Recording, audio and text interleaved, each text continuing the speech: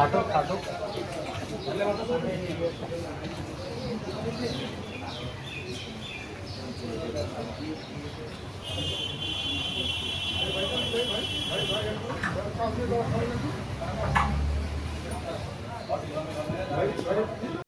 তাকে দেশীয় অস্ত্র ছোরা দেখিয়ে তাকে অপহরণ করেছে। অপহরণ করে তাকে একটা সরু গলির মধ্যে নিয়ে তার কাছে যা ছিল মোবাইল এবং টাকা পয়সা মানি ব্যাগ সেটা নিয়েছে। নেওয়ার পরে তার পরিবারের সাথে যোগাযোগ করছে, তাকে 50,000 টাকা মুক্তিপণ দিতে হবে।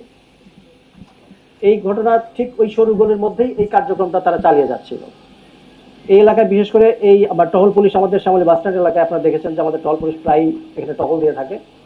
এই টহল পুলিশকে দেখে তারা যে চাকুটা যেটা বের করেছিল সেই চাকুটা তারা লুকিয়ে ফেলে এবং পাশাপাশি যে ভিকটিম যিনি ছিলেন তিনিও একজন মনের মধ্যে একটু সাহস পায় যে পুলিশের গাড়ি সে দেখেছে এবং সাথে সাথে সে চিৎকার করে। চিৎকার করলে সাথে সাথে যে আমাদের টহল পুলিশ যারা ছিল তাৎক্ষণিক ঘটনাস্থলে যায়।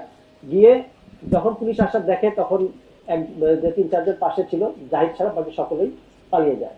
আমরা ঠিক সাথে সাথে জাহিদকে আমরা আটক করতে সক্ষম হই এবং জাহিদকে আমরা থানায় নিয়ে ব্যাপক জিজ্ঞাসাবাদ করি। জিজ্ঞাসাবাদ করার পরে তার দেওয়া তথ্য মতে আমরা আরো 6 জনকে অ্যারেস্ট করি। এই চক্রটা দীর্ঘদিন যাবৎ এই এলাকায় মোহাম্মদপুর এবং আদাবর এলাকায় এই এলাকাতে তারা হঠাৎ করে বিভিন্ন ধরনের লোকজনকে, বিশেষ করে কিছু ব্যবসায়ী পেলে, বিশেষ করে ভোরের দিকে যারা টাকা পয়সা নিয়ে বিভিন্ন জায়গায় মাছ কেনাকাটা করতে যায়, সবজি বাজারে যায়, এদেরকে টার্গেট করতো।